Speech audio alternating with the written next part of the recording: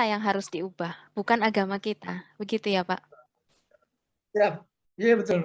Ya, karena memang ketika banyak sekali dunia digital, sekarang memang kita kan hidup dalam era digital, yang mana memang perlu kepekaan lebih supaya apa yang kita lihat, apa yang kita dengar, apa yang kita sampaikan kepada orang lain, itu juga tidak membuat permasalahan baru untuk agama kita terutama, seperti itu. Menarik sekali, Pak. Nanti akan kita lanjut ke sesi tanya jawab. Ini ada permintaan spesial ini kayaknya Bu Esti. Bu Esti katanya mau kasih pantun ini Bu Esti nih. Gimana Bu? Mau dikasih sekarang ya Bu? Atau Oh mau nanti sekarang? terakhir? Nanti aja terakhir ya Bu? Terakhir Iya, aja Bu, biar disimpan nggak dulu ngantuk. aja. Iya biar nggak ngantuk gitu. Ini saya langsung lanjut kepada Ibu Bawa nanti setelah acara berakhir ada link Google yang akan ada sertifikat begitu yang akan di-share di room chat ya. Sebentar saya mulai scroll kepada pertanyaan pertama. Oke, nanti di-share PPT-nya. Bu Arininya sudah live sepertinya ya Bu Arini ya. Barusan live beliau sepertinya tadi. Dokter Esti, ini ada pertanyaan Bu. Berikan contoh kasus pembagian harta bersama yang Ibu dokter teliti sebelum berkeadilan Pancasila dan sudah berkeadilan Pancasila. Mungkin ini bisa dijelaskan Bu supaya kita semua juga mengerti. Silahkan Bu Dokter Esti. Ya, terima kasih Ibu Dr. Arin ya yang bertanya. Terima kasih Ibu moderator. Jadi di sini ada dua versi, yaitu di awal penelitian saya menemukan putusan pengadilan yaitu nomor 1253 garing PDT.G garing 2015 garing PA Samarinda. Ini mencerminkan bahwa belum berkeadilan, yang mana pembagian harta bersamanya akibat perceraian masing-masing antara suami dan istri mendapat setengah bagian dari harta bersama tersebut. Kenapa saya bilang tidak adil? Karena dalam hal ini istri dominan kontribusinya untuk rumah tangga tersebut, sama-sama bekerja, tetapi hakim dalam memutuskan kasus ini memberikan setengah bagian yang sama. Kemudian untuk contoh kasus yang berkeadilan Pancasila yaitu pada putusan nomor 618 garing PDT.G garing 2012 PA-BKT, kemudian Pengadilan Tinggi Agama mendapat putusan Padang yang ditetapkan kemudian nomor 38 garing PDT.G garing 2013 garing PTA PDG. Nah, di dalam mengambil keputusan di sini hakim memberikan bagian sepertiga dan 2/3 bagi istri 2/3 dan bagi suami sepertiga. Kenapa? Karena berdasarkan keadilan Pancasila di mana hal ini istri berkontribusi lebih banyak, yaitu sama-sama bekerja, suami bekerja dan istri bekerja. Oleh karena itu di dalam pembagian harta bersama istri lebih diberikan pembagian harta bersama yaitu 2/3 dibanding suami. Nah, ini sudah mencerminkan suatu nilai keadilan Pancasila yaitu sila kedua dan sila kelima. Yang mana sila kedua adalah memanusiakan manusia dengan menggunakan hak asasi manusia human right untuk to get justice, mendapatkan keadilan. Dan istilah yang kelima di sini maksudnya adalah perlakuan yang sama di hadapan hukum. Oleh karena itu antara dua kasus ini saya compare, saya bandingkan. Yang pertama adalah kasus yang belum berkeadilan Pancasila dan yang kasus yang kedua adalah kasus yang berkeadilan Pancasila. Yang kemana kedepannya dalam memutuskan suatu putusan hakim bisa lebih fleksibel menghadapi segala dinamika yang ada, yang dulunya yaitu wanita sebagai ibu rumah tangga saja dan pembagian setengah-setengah masih fair, masih adil, tapi yang saat ini dinamika perkembangan zaman yang mana wanita sudah berkembang, mereka sudah bisa mandiri, mereka sudah bisa berkontribusi, maka lebih dari mungkin sebelumnya ya suami mungkin suami dibawa istri lebih memberikan masukan-masukan di dalam penghasilan dan dia lebih untuk itu jadi sebijaksana mungkin hakim bisa memutuskan putusan tersebut dengan seadil-adilnya berdasarkan kontribusi dan sumbangsi istri kepada rumah tangga tersebut. Saya pikir seperti itu, Ibu Moderator. Baik, terima kasih Bu Esti penjelasannya. Ini ada lagi pertanyaan sebentar. Masih dengan Bu Arini, ini untuk Pak Soleh ini sepertinya. Sebentar, chat saya agak sedikit trouble ini. Oke, saya ke ini dulu, Pak Bambang Ismaya, karena Bu Arini sudah live ya. Pak Bambang Ismaya ini, Pak Bambang masih ada ya di sini ya. Pak Hasani, ada pertanyaan, bagaimana perkembangan tafsir modern di Nusantara ini? Silakan Pak Absani. Ya, tafsir itu kan produk dari pemikiran ya. Teks sucinya adalah Al-Quran, ya.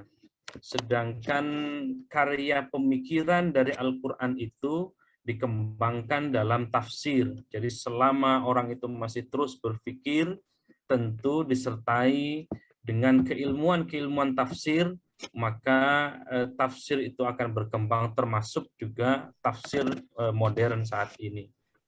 Ya, karena terus berkembang, selama masih ada pemikiran-pemikiran tentang kajian Quran, maka tafsir itu terus mengalami perubahan-perubahan sesuai dengan kondisi zamannya.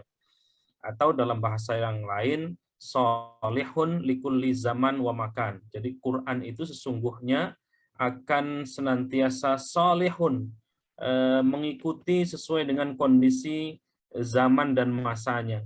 Kalau ada yang berpendapat bahwa Quran itu mati, sesungguhnya bukan Qurannya yang mati, tetapi bisa jadi pemikirannya yang belum sampai terhadap teks Quran itu, ya. Maka turunannya adalah ketika Quran tidak ditemukan dalam Quran, maka bisa dicari di hadis. Kalau tidak ditemukan di hadis, maka di piranti-piranti berikutnya, sumber hukum berikutnya ada. Misalnya ada pendapat para ulama, ada ijma, ada qiyas, ada maslahatul mursalah, ada istihsan, ada saddud dari'ah, sampai tingkat bawah misalnya urf, ya. Apa saja misalnya tafsir kontemporer di Indonesia? Ya, tafsir Al-Misbah itu salah satu contoh dari tafsir kontemporer Indonesia. Lalu kemudian yang sekarang sedang ditulis ada Profesor Amin Suma misalnya, menulis tafsir Al-Amin, meskipun baru surah Al-Fatihah dan sekarang sedang pengerjaan surah Al-Baqarah dan surah-surah berikutnya. Lalu kemudian ada Profesor Yunan Yusuf, beliau juga sudah menulis beberapa karya tafsir dan sudah terlahir beberapa juz sudah selesai. Itu termasuk juga tafsir kontemporer. Pendeknya, tafsir kontemporer itu tafsir yang lahir di masa kontemporer tentunya. Kalau merujuk kepada Profesor Harun Nasution di abad 20-21, itu masuk dalam kategori tafsir kontemporer. Saya kira itu Teh Dr. Tia. Ada yang lain? Baik, terima kasih jawabannya Pak Hasani. Begitu nggih Pak Bambang, masih di sini ya? Pak Bambang ya? Jawabannya Pak Dokter. Ya. Oh sudah, cukup Pak?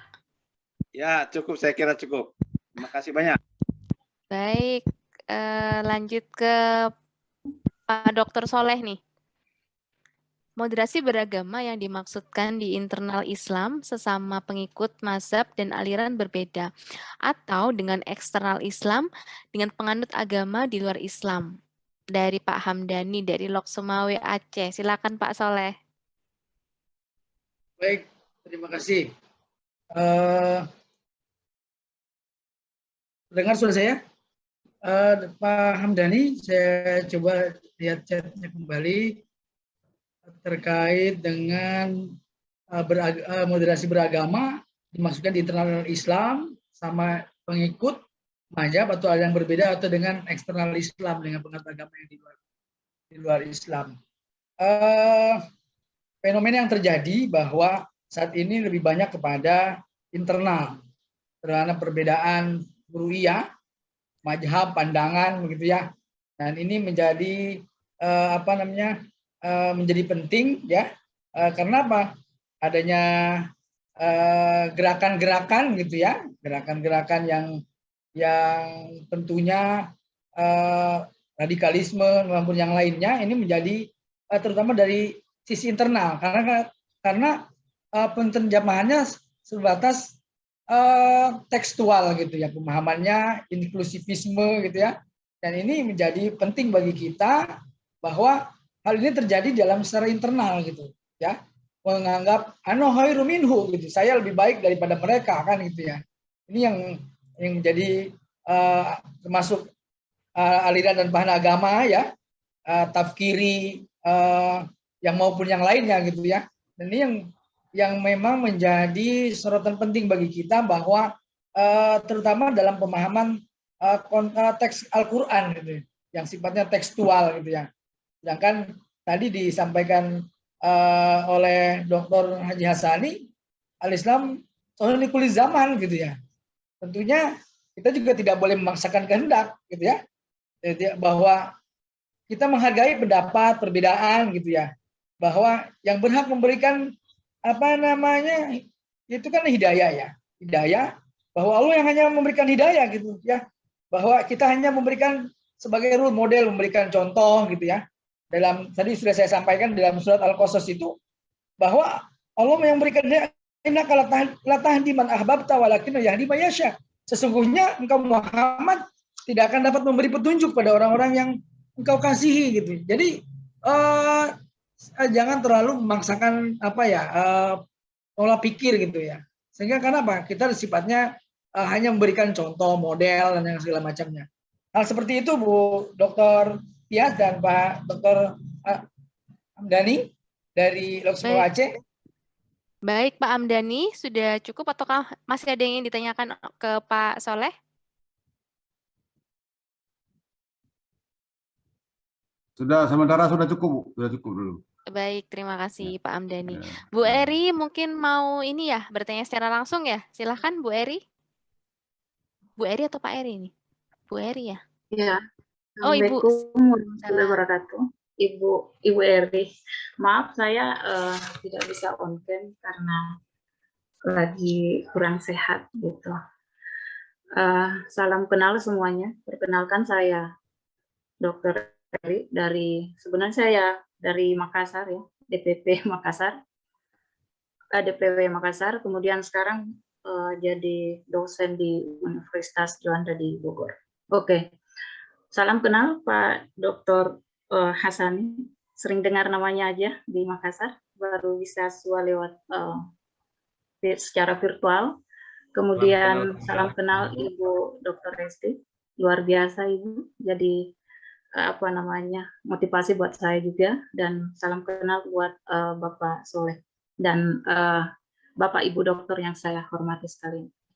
Oke, pertanyaan saya ada masing-masing kepada narasumber ya.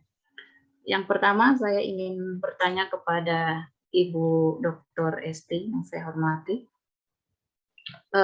Ada pertanyaan saya ini Ibu. Ini kan terkait berkeadilan Pancasila. Negara kita ini kan yang namanya berpedoman pada Pancasila. Nah, kita kan negara terbesar untuk umat Muslim atau Islam. Pastinya untuk pembagian harta gono juga kita tidak lepas dari hukum-hukum Islam yang telah ditentukan. Nah, pertanyaan saya, bagaimana dengan konsep pembagian harta bersama antara suami istri ini yang menurut hukum Islam dan menurut hukum positif, hukum undang-undang, apakah pada saat nanti itu bisa dikatakan bahwa telah berkeadilan berpancasila gitu maksud saya, berkeadilan secara Pancasila. Yang kedua, ini mengenai studi kasus yang banyak terjadi terkait harta bersama dengan besaran kontribusi suami istri. Ini kan untuk mengukur dari indikator berkeadilan itu sebenarnya bagaimana.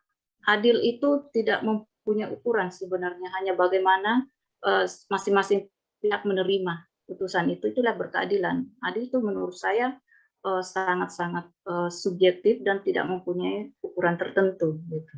Nah, bagaimana dengan